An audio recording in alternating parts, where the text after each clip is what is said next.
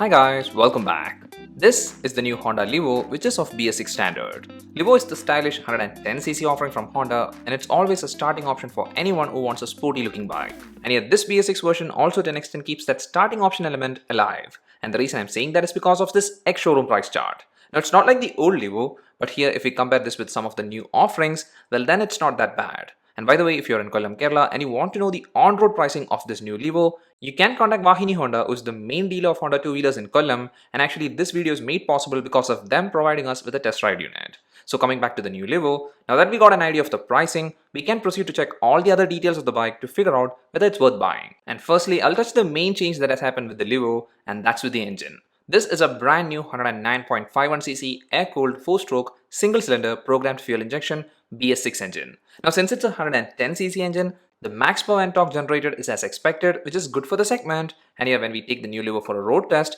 then things are pretty interesting. Now the gearbox used has 4 gears, which follows the all-up pattern, and here in the first gear, the bike is in a very aggressive state. It's like the bike is ready to jump forward, and I felt that kind of nature only in this initial gear. Then in the rest of the gears, the power generation is pretty much linear, and also the gear ratio is short and laid well throughout. And yet this bike's refinement is the best, and I'm really impressed with it. And as expected, since the engine is not very powerful, the best speed range is below the 70 km/h mark because then only the bike provides the best ride quality.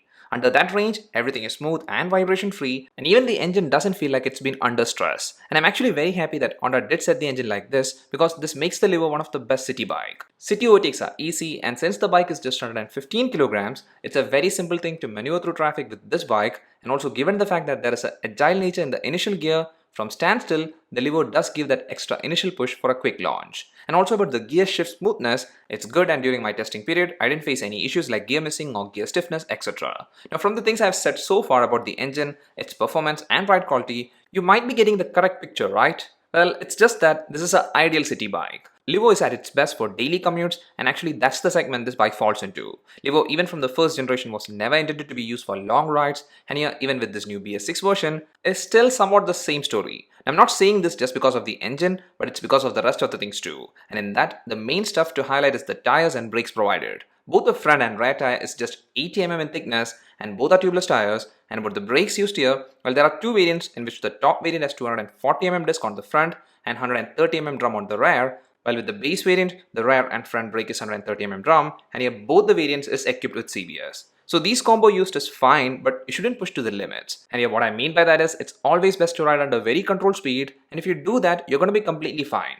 And that speed range I'll rate with the drum variant is under 65 km/h for panic braking, and if it's the disc variant, it can be a bit more high. Now about the tire gripping, it's also fine, but again don't try to stretch in that too. Tight corners needs to be run carefully, but other than that, things are pretty safe. Then about the ride comfort, well, that's one place where the LIVO does shine like it did with the ride quality. Seating posture is perfect, and since the handle is not positioned far from the rider, the riding posture is spot on for me. Then about the seat used, it's long and wide for a bike in this segment, and also the cushioning is well done, and hence for the rider and the pillion, the seat is comfortable. And about the suspensions used here, well, the front is a telescopic suspension and the rear is a hydraulic type, and here the suspension was in a moderate stiffness setting, and hence the suspension did take much of the stress through worse conditions. And hence for me, during my ride test, the LIVO was perfectly comfortable for a 40 to 50 km ride in a stretch. And also if you're wondering about the seat height, well, it's 790 mm, and for me I didn't face any issues for reaching the ground or from the handle, and for a reference, my height is 176 centimeters. And talking about issue-free things, the underside of the bike was also safe even through some bad riding conditions,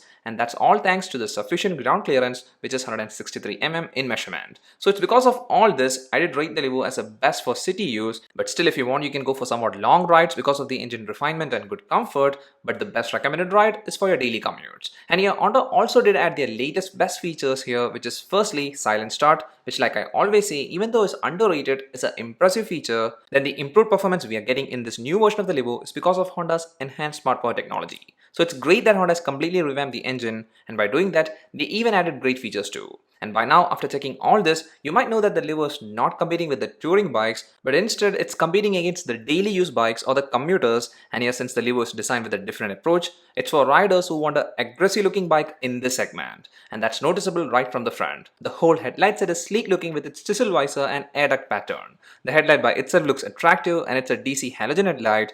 And here since it's a DC headlight, the illumination is consistent, and for night rides the range and coverage is sufficient. You can clearly see the road in pitch dark, and hence you don't have to worry much about night rides with the new LIVO. Then for the handle, well, it's a classic U-shaped one which is common for bikes in this segment, but the uncommon thing we get here is the best selection of switch controls. This is the new trend from Honda, and what we are getting is a dim, bright and pass light as a single switch along with indicator toggle and horn on the left side, and on the right side is my favorite control, which is the engine start and stop switch. So these controls are rightly done, and I think from now onwards at least this much controls must be offered in every bikes and scooters. Then about the digital analog meter, it looks neat and clean, but there is nothing to hype about, and yet the info shown is just the necessary and needed ones, and that's fine considering the segment the Livo falls into.